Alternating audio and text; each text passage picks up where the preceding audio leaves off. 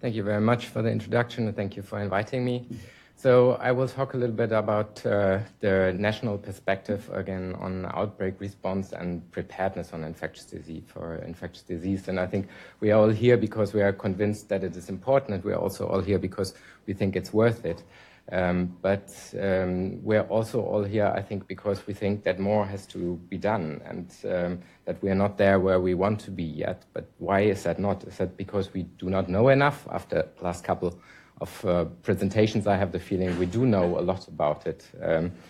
Then the question, haven't we told the decision makers enough about it, that they take the decisions that we think should be taken? So that is a bit the question, and I want to show you something. Humanity's most dangerous enemies have always been invisible and unpredictable. Smallpox, 20th century. 500 million deaths. Spanish flu, 1918. 50 million deaths. SARS, 2003. Economic cost, $54 billion. H1N1, 2009. $5 billion cost to Mexican tourism alone. Ebola, 2015. 11,310 deaths. Zika, 2016. $3.5 billion cost to global economy until now. So quite catchy. That was the introduction film that we started the G20 health ministers meeting last year with, where we brought together the ministers and did a 2 days exercise, tabletop exercise. So we have the facts, we have numbers, we have shown these numbers over the last presentations. We have presented it to the politicians, but still we have the feeling it's not working, it's not done enough. So we have to question ourselves, why is that? And why is it so difficult? Because we assume it must be difficult and not that they're just ignoring it. There is something difficult about it. And what could we do better? So there are a lot of challenges, and I think if we look at the international health regulations that were mentioned before, they're great. They're the best piece of legal document that we have on an international level, on international health security. But they are also, I think they could be agreed on because they're not so precise. They are interpretable. There is not a clear standard set there. In the annexes, it becomes a bit clearer, and now there are a lot of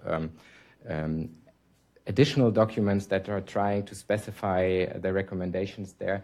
But there are a lot of recommendations, and there's not really a priority list. And a lot of the things, like were mentioned before, take a lot of time, and they're a little bit outside the normal attention span of politicians of a legislation period. So it's quite difficult to invest into prevention, like we heard also during the day.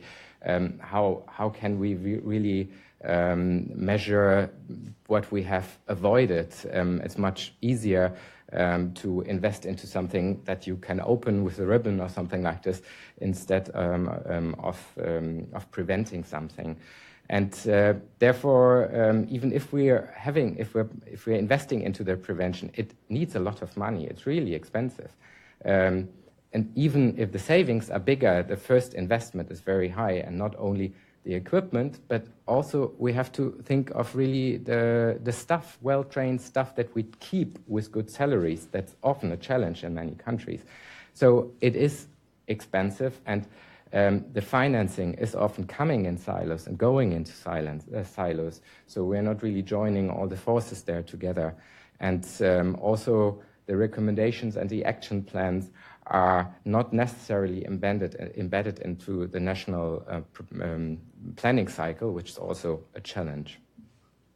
So there are a lot of players, and many times I think there might be too many players, actors in a government, different sectors that are hardly working together, many donors with different focus, and they all have different interests. And we're talking about health, economy, security is a huge issue.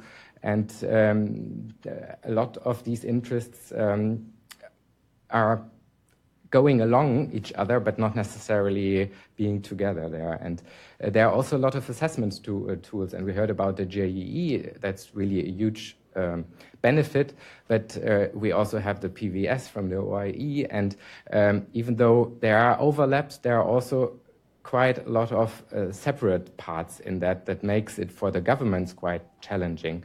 And this also leads to many different recommendations and action plans. So having so many players, I still believe it is really important to focus on multisectoral collaboration within one government, but also with the donors, with the international organizations, because also they come and address the different players in the different government, and they also contribute a little bit to the silo thinking.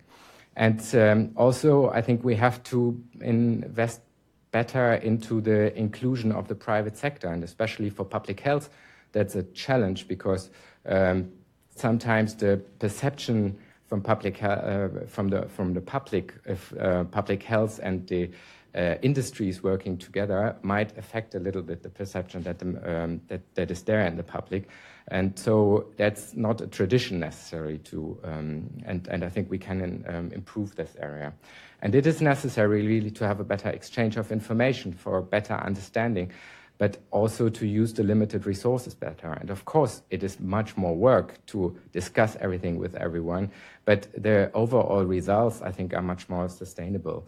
And I think helpful is really a high-level political commitment, and maybe even a legal basis. But I also think on a practical level, there are some things we can do. And I bring some examples from my previous work where we succeeded, I think. So we could use really coordination mechanisms that are existing, or we create new ones where we meet with the different players, with the different sectors on a regular basis, really also outside of crisis, and try to understand better the aims of each other and the needs, because we all often assume that the others have the same aims, but very often that's not the case, and that's not wrong in the first place, but we have to understand them better to work together better. And I think this really can create trust in future work. But also on an operational level, you could use emergency operation centers jointly together. And there I'm talking more about a concept than a room or equipment, where you're really working with different sectors together to address key organizational issues within ministries, with other ministries, but you can also start within one organization with different departments.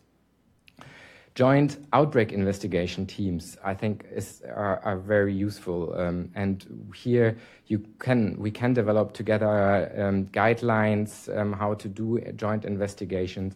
We do joint assessments. It's really helpful because normally we do not necessarily trust what others have assessed. We want to assess it ourselves, so it's good to do that together and come up with common conclusions there, and then build multidisciplinary teams, train them and test them. And how do we test them best? Was said already before, with simulation or tabletop exercises. There are very good tools really to understand each other better, to train the teams that you have created, but also to raise awareness like we did with the G20 ministers. We didn't really test them. It was, of course, just a tool to make them aware of the consequences of some of the decisions and actions. And that's a really good a way to use these simulation exercises for. And there are a lot of resources. The G20 health ministers documents are all available on the internet site. WHO has a lot of resources, and many others. The World Bank did one with the finance ministers 2 years ago. So many have developed material that can be used. So I really think there are a lot of things to be done, and my main points really is that preparedness is, of course, challenging, and it is expensive, but it's really worth it. But we have to work together better, and not necessarily with more information in more numbers, but really better understanding of each other. And I think there needs to be a systematic change toward multisectoral collaboration. But all of us can help with little steps, and I think this is what we did, and I had the feeling we were relatively successful with that. Thank you very much.